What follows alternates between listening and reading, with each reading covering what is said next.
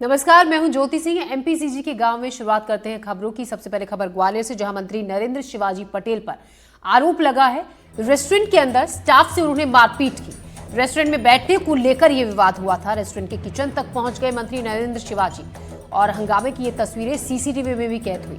तस्वीरें देखिए, ये सीसीटीवी तस्वीरें हैं। मौके पर पहुंची पुलिस और प्रशासन की टीम।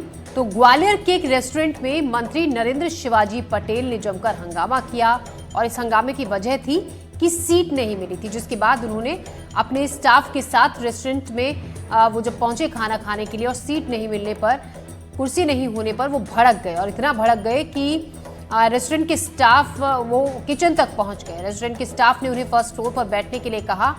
बस मंत्री जी इसी पर आग बबूला हो गए, नाराज हो गए और अपने लोगों के साथ वो किचन तक पहुंच गए और जमकर उन्होंने हंगामा किया, तोड़फोड़ की। देवश्री माले इस खबर पर ज्यादा जानकारी के साथ जुड़ रहे हैं हमारे साथ। देवश्री माले, हम आपसे ये जानना चाहेंगे हुआ क्या था, क्या कह रहे हैं जो होटल के स्टाफ हैं, जो लोग वहां पर थे, पुलिस पूरे मामले में जांच में क्या कहा गया है?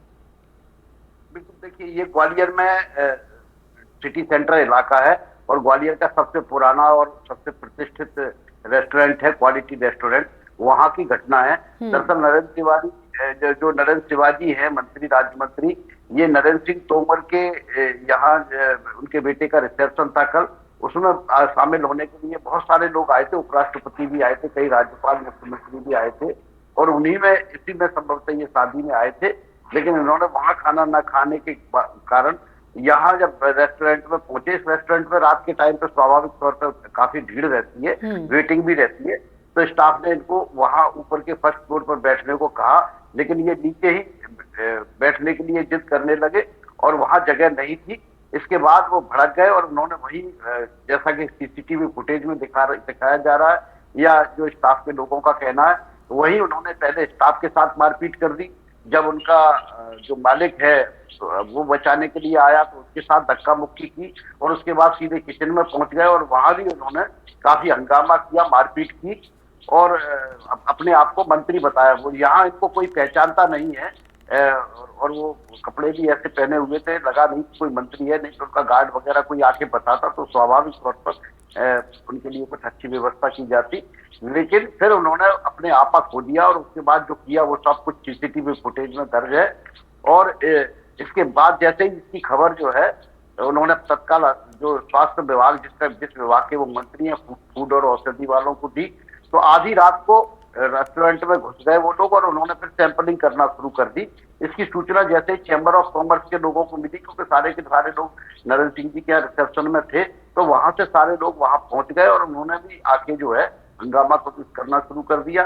चैम्बर ऑफ कॉमर्स के अध्यक्ष जो है, उन्होंने इस पर कड़ी आपत्ति दर्ज की और उन्होंने इनको बर्खास्त करने की मांग की है और उन्होंने ये भी कहा कि वो आज इन सबको चिट्ठी लिखेंगे, मंत्री को, प्रधानमंत्री को, मुख्यमंत्री को, कि इनके खिलाफ कड़ी कार्रवाई की जाए। अगर ये मंत्री हैं तो इनको बर्खास्त किया जाए, क्योंकि रात तक यही से पता नहीं चल पा रहा था ये मंत्री हैं, इन्हें कोई पहचानता नहीं। जी देव, सवाल ये भी, अब इस पूरे मामले में सीसीटीवी तस्वीरें जो सामने आई हैं उसमें साफ दिख रहा है कि किस तरीके से हंगामा ये लोग वहां पर कर रहे हैं। कुर्सी नहीं मिली थी, सीट नहीं मिली थी, जिसके बाद ये जो विवाद है शुरू हुआ।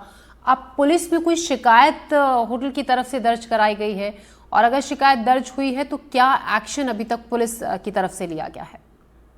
देखिए, अभी पुलिस में कोई शिकायत दर्ज नहीं कराई गई है, क्योंकि आप समझ सकते हैं कोई व्यापारी होता है और अगर आधी रात को इस तरह की घटना होती है और अगर बाद में ये पता चलता है कि ये मंत्री है तो इसमें पुलिस कार्रवाई भी करने से बचती है और आदमी शिकायत करने से भी बचता है।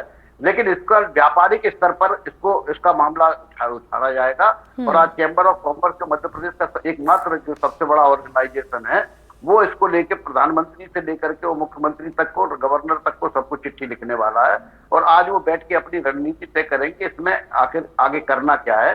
अभी इस तरह की कोई पुलिस में रिपोर्ट नहीं हुई। जी, शुक्रिया आपका देव जानकारी के लिए।